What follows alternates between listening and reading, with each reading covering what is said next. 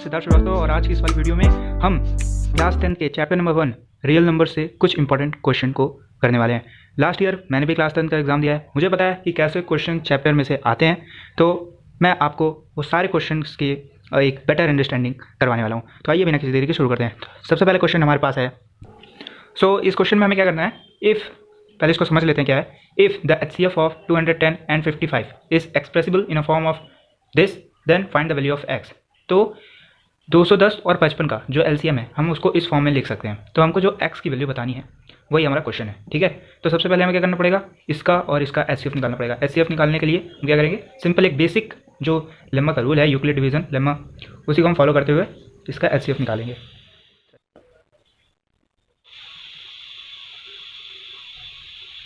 यहाँ पे हमने पूरा HCF का प्रोसेस कंप्लीट कर लिया है। आप यहाँ पे देख सकते हो हमारा HCF आ चुका है। यहाँ पे मैं आपको इस प्रोसेस को थोड़ा एक्सप्लेन कर देता हूँ।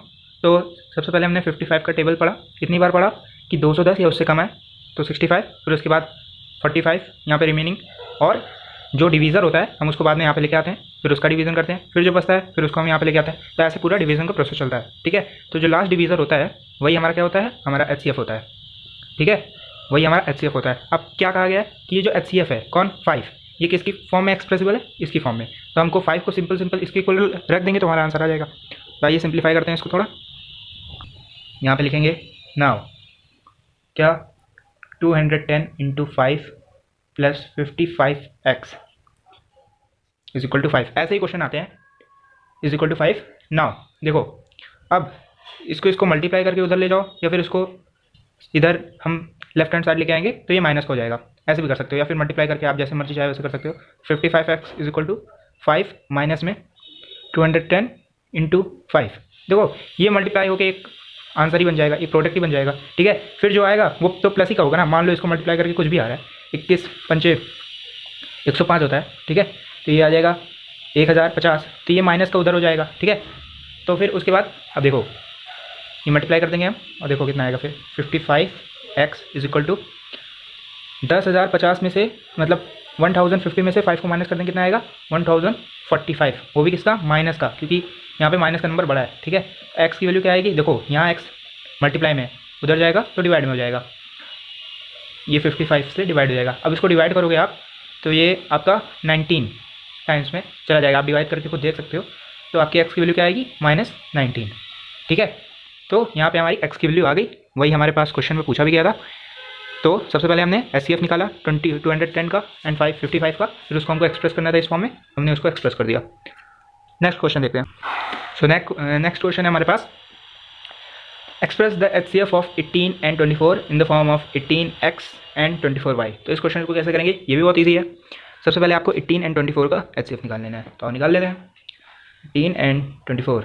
सो 18 1 जा 18, यहाँ पे आपका आएगा 6, ओके, एंड ये 3 टाइम्स में पूरा कैंसिल आउट हो जाएगा, ठीक है। तो 6 आपका क्या होगा, HCF होगा, किसका होगा, 18 एंड 24 का। अब हमको क्या बोला है, express in the form of this. तो हम लिख सकते हैं कि इन दोनों का HCF जो है वो किसके इक्वल होगा, 18x एंड 24y, ठीक है। तो 6 को हम कैसे लिख सकते हैं, ऐसे भी तो लिख सकते हैं, 24 minus 18 is equal to 18x plus 24y, ठीक है। अब देखो इसको थोड़ा समझना कायदे से। अब देखो 24 प्लस का यहाँ पे भी है, प्लस का यहाँ पे भी है। अगर 24 के साथ में लिख दूँ 24 इंटू 1, ठीक है, ऐसे लिख सकते हैं ना इसको, 24 इंटू 1, कोई फ़र्क नहीं पड़ेगा, ये आखिर में 24 ही बन जाएगा। तो 24 इंटू 1, वहाँ पे 24 के साथ y है, यानी y की वैल्यू तो हमें साफ साफ दिख रही है कि y की वैल्यू तो 1 है, ठीक है। यहाँ पे 1 है, यहाँ पे y है, तो y की वैल्यू तो हमें दिख रही है कि y की वैल्यू 1 होगी। 18 पे ध्यान दो, 18 के साथ x है, y के साथ भी हम एक ही मान लेते हैं, एक ही माना जाएगा, सारे क्वेश्चंस में आपको एक ही मानना है, ठीक है। तो 1 है यहाँ पे, लेकिन 1 अगर हम लेंगे तो यहाँ पे तो प्लस का 18 है, यहाँ पे माइनस का 18 रह जाएगा, तो हमें 1 माइनस का लेना पड़ेगा, जिससे माइनस का 1 माइनस के 18 से मल्टीप्लाई होकर प्लस का 18 बना ले, ठीक है। तो x की वैल्यू क्या आएगी, माइनस का 1, तो ये आपका आंसर होगा, ठीक है। इस तरह के सवालों को आपको ऐसे ही करना है, बहुत ही ईजी होते हैं ये, और बोर्ड में आने के इसके चांसेस रहते हैं। आइए अगले क्वेश्चन को देखते हैं। ये सवाल आपका किसी भी फॉर्म में आ सकता है, ये MCQ में आ सकता है, ऐसे क्वेश्चन में पूछा जा सकता है, बेसिकली NCERT से है, ठीक है। तो इसको देखिए कैसे करते हैं। इसके लिए आपके पास एक सिंपल फॉर्मूला होगा जो आपने चैप्टर में पढ़ा है, LCM into HCF is equal to product of numbers, ठीक है, ये आपने पढ़ा है। प्रोडक्ट ऑफ टू नंबर्स, ठीक है। तो एलसीएम क्या दे रखा है हमारा, एचसीएफ हमारे पास दे रखा है, HCF of this and this is 9। तो एलसीएम हमें निकालना है, फाइंड एलसीएम, ठीक है। एलसीएम इंटू यहाँ पे इसकी वैल्यू रख दो और 306 इंटू 627 इसकी मल्टीप्लाई कर लो। तो इसकी जब आप मल्टीप्लाई करोगे, या फिर मल्टीप्लाई बाद में करते हैं, पहले एलसीएम को यहीं पे छोड़ देते हैं और यहाँ से ये देखो ये मल्टीप्लाई में इधर जाएगा, डिवाइड हो जाएगा 627 अपॉन 9, ठीक है। अब इसको डिवाइड कर देते हैं, तो ये इसको डिवाइड कर रहा है पूरी तरह से 27 टाइम्स में, सॉरी 34, क्योंकि 9 तक 27 होते हैं ना, तो 34 टाइम। तो फिर अब हमारे पास क्या बचा, 34 इंटू 327, ठीक है। इसको आप अगर सॉल्व करोगे, ट्रिक भी है इसकी, आप 30 + 4 करके भी सॉल्व कर सकते हो, बट डायरेक्ट अगर आप करोगे मल्टीप्लाई 22, 33 एंड 8, ये आपका आंसर आएगा। बेसिकली आपको इसको यूज़ करना आना चाहिए, ठीक है। तो अब अगले क्वेश्चन को देखते हैं, जो बोर्ड के लिए बहुत ही ज़्यादा इंपॉर्टेंट है, लगभग हर साल पूछा जाता है। तो हमारे पास क्वेश्चन है, प्रूव दैट √5 इज इरेशनल। इसको मैं बहुत ही अच्छी तरह आपको एक्सप्लेन करने वाला हूँ, तो वीडियो में एंड तक बने रहना। इसके बाद एक और क्वेश्चन है जो कि समझ लो एकदम रामबाण है पूरे चैप्टर का, वो आपसे किसी भी फॉर्म में पूछ सकता है, ठीक है। तो आइए स्टार्ट करते हैं। तो अगर हमें इसे रेशनल प्रूव करना है, तो सबसे पहले जो हम काम करेंगे, हम इसको रेशनल मान लेंगे, फिर उसके बाद इसको सॉल्व करना चालू करेंगे। तो let us assume contrary that √5 is a rational number, ठीक है ना, आपको मान लेना है। फिर उसके बाद then it can be written as p by q, where q is not equal to 0 and p and q are co-prime, ठीक है। अब को प्राइम होने का क्या मतलब है, इसको भी समझ लो। देखो, दो ऐसे नंबर जिनका HCF 1 होता है उसको को प्राइम बोलते हैं। जैसे मैं नीचे करके दिखा देता हूँ, 2 and 5।